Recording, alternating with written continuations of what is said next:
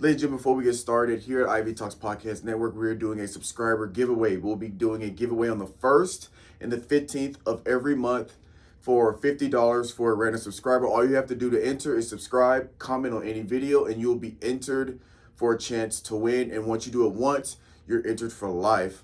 And it's going to be on the 1st, 15th of every month. A random subscriber will be chosen to win $50. As you grow, that money will go up. So go ahead, subscribe, comment to enter. Enjoy the show. Ladies and gentlemen, welcome to another episode of the WNBA coverage. We are excited. We are getting geared up because we are 3 weeks away from playoff time, which means kind of how we've been talking the past handful of episodes. These teams on the bubble, barely in and barely out, have to really be on their game if they want to stay and or slide in to the playoffs. But before we get into the discussion, we're going to go over, as usual, statistical leaders, standing statistical leaders. Then we'll go over the playoff picture as of today. Then we'll go over some different league news, some performance alerts, MVP odds, and then we'll end with the discussion. So getting right into it. In the East, we have Atlanta Dream overtaking New York Liberty at number one. New York Liberty's basically been number one seed in the East all season. Atlanta Dream is really putting together some solid basketball. So Atlanta Dream at 1, New York Liberty at 2, Indiana Fever at 3, Washington Mystics at 4, Connecticut Suns at 5, Chicago Sky at 6. In the West, which is exactly what we've been talking about. Yeah. We have Minnesota Lynx at number 1, no surprise. But at number 2, which we've warned you guys, with Aja Wilson, Chelsea Gray, Chelsea Gray, with that team they have in LA, with the experience they have, and in my opinion, one of the best coaches in the league, and Becky Hammond, we know that team knows how to turn it on when they need to. Las Vegas Aces are at 2. Phoenix Mercury at 3, Seattle Storm at 4, Golden State Valkyries at 5, LA Sparks at 6, Dallas Wings at 7, and we'll also, again, kind of talk a little bit more on that when we get to the playoff standings. All right. Statistical leaders, points per game by a very small margin. Again, Aja Wilson has been playing out of her mind lately. Nafisa Collier, 23.9. Aja Wilson, 23.1. Separated by 0.8 of a point. So we could see a flip in the scoring title leader in the next 3 weeks. We'll see. Rebounds per game. Angel Reese, again, at number 2. We have Aja Wilson, who has led the league in rebounds before. Now, we have assists per game. Alyssa Thomas at 9.2. Steals per game. Gabby Williams at 2.4. Blocks per game. Aja Wilson at 2.2. Field goal percentage. Hamby at 57%. 3-point percentage. We have Ilana Rupert. Sorry if I butcher your last name. Rupert. 46.3%. Free throws, Sabrina Osku, 93.2. Minutes per game, Kelsey Plum. And turnovers per game, Angel Reese. Now, getting into our overall standings, a.k.a. our playoff picture. Minnesota Lynx are still sitting at number 1. That margin is getting smaller. It's only a 5-game difference behind no, it's more than a 5. It's a 5-game difference behind Aces. So let me just go through real quick. Minnesota Lynx at 1, Atlanta Dream at 2, Las Vegas Aces at 3, Phoenix Mercury at 4, New York Liberty is sitting at 5. They dropped down 2 spots. Then we have Seattle Storm at 6, Golden State Valkyrie at 7, Indiana Fever at 8. They dropped down 2 spots, and LA Sparks are still sitting there as the first team out. I believe. Hang on, let me check something real quick, because the gap between, so that, like I thought, Aces are 5 game behind Minnesota Lynx. I don't think they make up that lead. Nah. But it's getting smaller. It was a lot bigger before. It's getting smaller. The what where are they at? Who's at number two? Atlanta. Atlanta technically has less wins than Las Vegas Aces. Las Vegas Aces are 25 and 14, but the reason why Atlanta Dream are higher is because they're 24 and 13. They have one less loss. Yeah. Obviously, it's just because there's an uneven amount of games that are played. At the end of the season, they will all It have all played adds up. right. They'll all have played the same amount of games because et cetera, et cetera. But as of right now, that's how it's set up record wise, Aces are the closest, or they have the second most wins behind um, Minnesota Lynx. Western Player of the Week, Aja Wilson. Again, we're going to mention her name a lot this episode because she has just been absolutely on a tear. Average 29 points, 12.7 rebounds, and 2.7 blocks this past week. For the East, we have Tina Charles, 19 points, 8.3 rebounds, 1.3 assists. Some league news. Natasha Cloud. Shout out to Natasha Cloud. She gets ninth overall all time in assists. So shout out to her, or as well as her teammate Sabrina Osku, who hits the 3,000 point mark in her career. And the Las Vegas Aces have officially gone on a 10-game win streak. I'm curious to see how they finish out. We'll talk more about that a little later because that's also impacting some MVP odds. Angel Reese, she recorded her 46th double-double, which is the most out of anybody in their first two seasons. So shout out to her. And shout out to Candace Parker. Chicago Skies this past week retired her jersey. Earlier this year, the LA Sparks retired her jersey. So she has a jersey retired with the LA Sparks as well with And Chicago Chicago. Sky. Yes, and she won a championship with Sparks. She won a championship with Chicago as well as the Las The Vegas Aces. Aces. Yeah. Yes. Performance alerts. Aja Wilson. Shout out. I want to mention two quick games. I could do all the games she played this season, but just two. 32 points, 12 rebounds, 4 assists, 2 steals, 5 blocks. She also had a 36 points, 13 rebounds, 2 steals, 2 blocks on 64% from the field. So shout out Aja Wilson. Ariel Akins for Chicago Sky. She has 30 points, 4 rebounds, 7 assists, and a block in the loss against Las Vegas. Nafisa Collier, 32 points, 9 rebounds, 2 assists, 2 steals, and that win over the Indiana Fever. And that was a pretty hard hmm fought game. It came down to the fourth quarter for that one. Uh, Shakira Austin for Washington, 30 points, 5 rebounds, an assist, a steal, and 4 blocks in their loss against the Seattle Storm. She plays for Washington. Don't know if I mentioned that. Alyssa Thomas for Phoenix Mercury, 13 points, 12 rebounds, 16 assists, 2 blocks in their win over the Golden State Valkyrie. Again, Alyssa Thomas is like the triple Yeah. double queen. Yeah, So she's the yeah, Westbrook. 100%. She does it all, Swiss Army knife, and does it all at a high level. hmm And then last but not least, Veronica Burton for Golden State Valkyries. She had 14 points, 2 rebounds, 14 assists, and 2 steals in their loss against the Phoenix Mercury. Um, so shout out to those gals for the performance alerts. And I'm looking forward to see how, again, the season plays out. MVP odds. Number one, we still got Nafisa Collier. Number two, who was at the tail end of the list last week. And I hmm said this, Diesel, you were here for last episode. I literally said what Las Vegas Aces and Aja Wilson are doing is what the Minnesota Lynx and Nafisa Collier did last year. During the Yeah. season, they kind of started off rough. They're kind of like bottom of the pack a little bit, upper bottom. Then they were kind of middle of the pack. And then once that All-Star break happened and they got into that last quarter of the season, Minnesota Lynx were the hottest team after the All-Star game. They went on hmm like a crazy 15-game run. And Nafisa Collier went from kind of fifth or sixth in the MVP odds all the way up to second. We're seeing that same thing happen now with the Las Vegas Aces. So Aja Wilson sitting there at number two. Then we have Alyssa Thomas at three, Sabrina Osku at four, and Alicia Gray at five. Now I'm going to open it up, break it down for us. The league, what are you seeing, or just what are some topics you want to talk about as we get closer to the playoffs? Well, obviously, I mean, we said Asia Wilson's name like 10 times. So obviously Asia Wilson.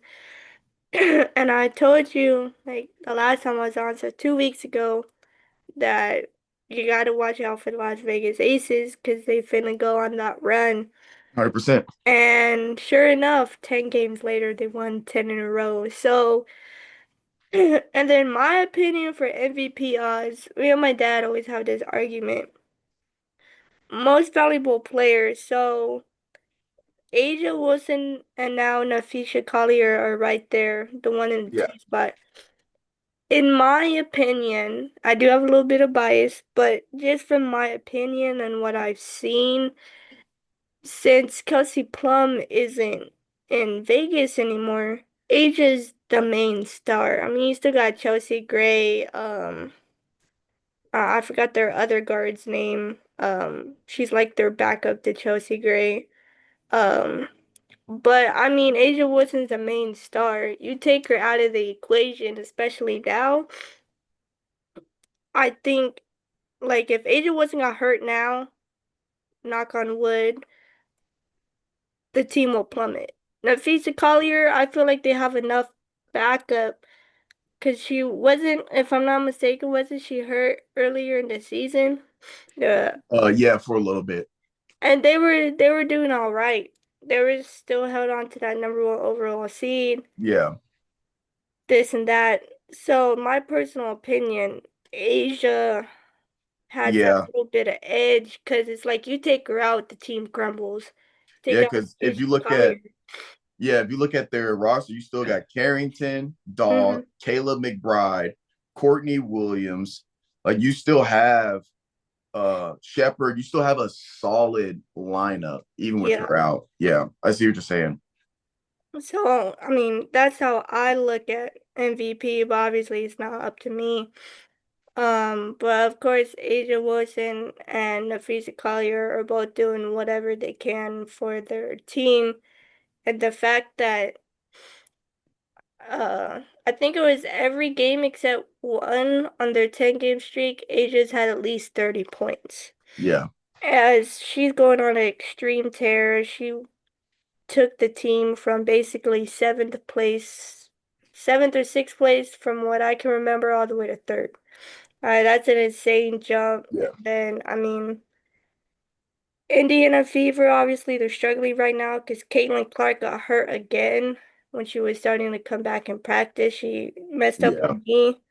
And Uh, then Sophie Cunningham's out for the season.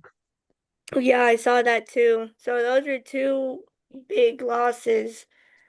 I'm hoping Indiana can stay strong and stay in the playoffs. But if not, I mean, you got the LA Sparks right there. So those are just two great teams right there with Cameron Brink, Kelsey Plum, and Hamby, Hamby. I mean, that's a Nakia big. Jackson. Yep, I that's a. mean, yeah, they got Yeah, you all could go they on and they on. have talent. Rakia Jackson and Cameron Brink are obviously young, but I think if they can keep that core together in 3 years time, they're going to be a problem. Yeah, we'll see how long Kelsey Plum can play too, because she's 35, I think. Yeah, I think her game will translate I think her game will translate with age because she if she needs to, she can be a high volume 3-point shooter. Yeah. She could transition into more of like a Clay Thompson, like a catch and pop. If she needs to. And she's still got a Um, pretty solid fast first step. So mm-hmm. I think it'll And translate with age. yeah, and she's a great passer too, so she'll be fine. But I mean, pretty much everything that we've been saying the last what 3, 4 episodes, Yeah. I mean, is coming to truth. I mean, Asia Wilson's carrying the Aces. Nafisha Collier and the Minnesota Lynx are still on a tear. Um, I said too, like also Caitlin Clark can't get hurt. Obviously, the groin you can't control that, but it's also Yeah. unfortunate that she got another knee contusion.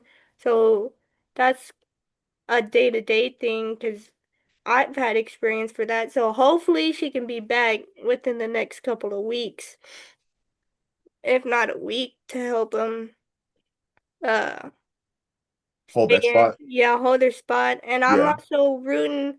I see your little thing right here about the Golden State Valkyries on Kayla Thornton. yeah, She yeah, can yeah. We can, play. dude. I know we talked about earlier on in the season. We weren't sure about the Golden State Bell because they Hmm. kind of been middle of the pack.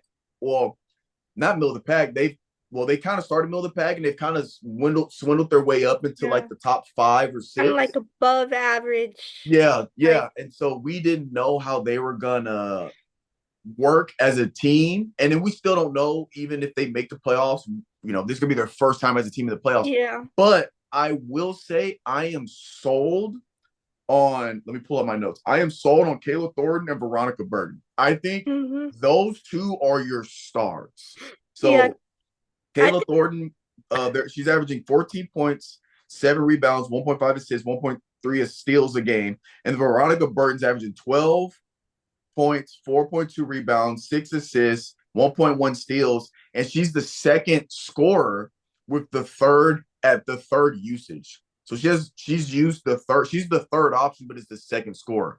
So I really think if they can buy in on Kayla Thornton, and then you still got like Hayes, who I think is really solid. She's averaging they have like 4 people averaging double digit points. So I think that's a good sign in terms of being able to distribute the ball. They're not one dimensional. You don't have one Mhm. person averaging 25, 30 points per game. They can win by committee, but you have two dogs that can drop Veronica Bird. She had a performance. She dropped 26. Like she can give you 25. Yeah. Kayla Thornton can give you 25, 30 if you don't step up. Hayes can torch you from the 3 point line. So I am sold on Golden State, not this year in terms of like making a big wave, but as far as a future team, I am sold on Veronica Burton and Kayla Thornton. Yeah, I loved what I saw. especially their first.